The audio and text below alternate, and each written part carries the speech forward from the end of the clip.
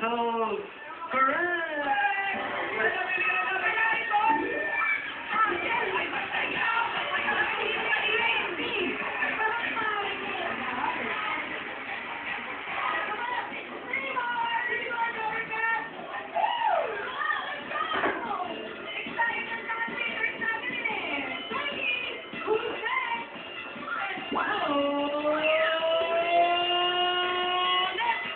Number 21, you're on the shot. Kamusta po? Mabuti na balik. Matagal na po ba kayo nagpapaturo ng badminton? Actually, more than 10 years na po. Hindi ba kayo natututo? Tuturo? Kayo po nagtuturo. Kala ko kayo po nagpapaturo. Magaling yan. Ako siya po kasi marami mahilig. 1/4 kilo lahat. 1/4 kilo lahat pag may train kayo. I'm seeing that in Thomas Standard. 200 per hour o per palo o That's per hour. Per hour, yes. anong class to? Palas Piñas Badminton Center. So kayo ba yung pinakamatagal na nagtuturo? Hindi po, marami pa po nagtuturo na mas matagal sa akin. Kasi kayo 10 years na. Ay, hindi naman sa ganun. Okay. 200. Opo. Per hour. Yes. So depende pa rin kung ilang oras sila gusto maglaro. Opo. Pag tumatagal, medyo tumataas na rin. Pwede bang 150 na lang? Pwede po, no problem, as long as you love the game. Yan! Dahil nagpatawag kayo ng 150, you're on the spot. Yeah! Pwede yan. Parang bagets na bagets ka pa. Talagang nagpapabata ba talaga yung badminton?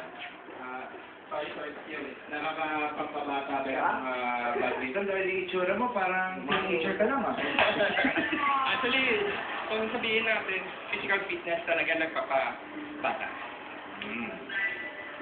Okay. Ano bang nilalaro niyo bukod sa badminton? Bago ko nag-badminton, I play table tennis. Table tennis? Okay, tama-tama. Itong tanong para sa'yo. Sa volleyball, okay lang ba, volleyball? Okay lang. Have you tried playing volleyball? Halos hindi because naka-focus ako sa laro. Okay. Sa volleyball, may spike. Ano naman ang sa badminton? Tinatawag din itong primary attacking stroke. Yes. Yes. That is a smash. Smash. Smash. Complete. Ano? Smash is correct! Opo, pili mo na ito.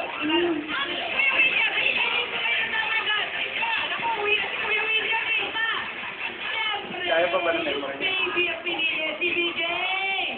Aba dapat, early pa lang ay mag-start at mag-badminton. Naglalaro na yan si BJ! Oo! Dalawa pa po ang kailangan natin? Alright! Go! Ano kayo? Swinging! Number 3! Oh! Number 20! Hi, Nelson! Hi. Hindi na ko. Gano'n ka nakatagal na badminton trainer? Years na ba may get? 2 years. 3 years. 3 years pahigit. Doon sa 3 years mo na pagtitrain, gano'ng katanda yung pinakamatanda mong naturuan? 50. 50. Yung pinakamabata? 6. 6. Yung mga bata talaga. Ikaw naman, magkano ka per day? Per hour pala. 250. Mas mahal to. Tapos, mahal. Mas magaling ka ba? Kaya ka mas mahal? Saan court ka? Doon ako niyang sport center. Lahat ba kayo doon 250 per hour? Opo. Standard price. Kailangan ba naka-gel kapag nagpa-badminton? Hindi ako. Sumusunod sa martiga.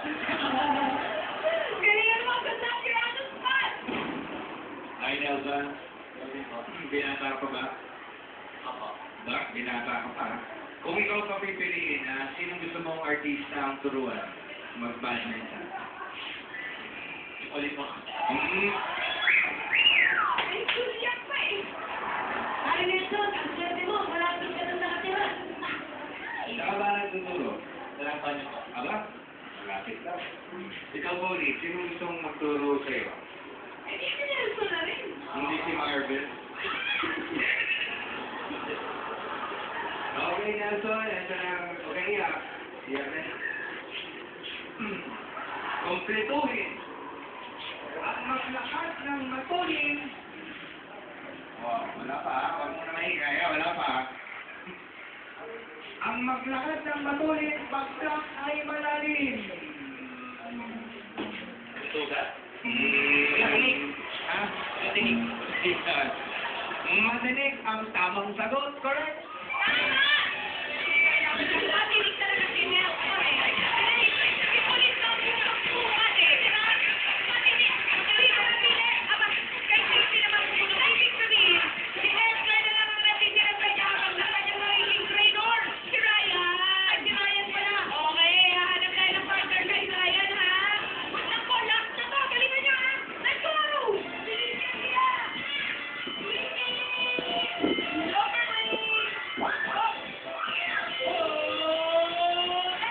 You are the one, number 15. Oy! Ayan! Nag-champion na si Edgar! Nag-champion na! Okay, nag-champion na Edgar. Congratulations! Okay. Opo. Trainer ka rin. Opo. Ano lagay mo sa premium mo ngayon? Ibabalong ko po para sa anak ko. Oo. Okay, sa pagtuturo mo, anong unang itinuturo mo? Pag, halimbawa ako magpapaturo, anong unang ituturo mo? Basic po. Kahit muna po, bayan. Bakit pa naman? Bakit una ba yan? Hindi ba nagtuturo pa yung agad? Nag-payment tayo din yun ah. So, yung basic. Basic po. Paano ang style ng ano? Bigyan mo ako sample ng basic.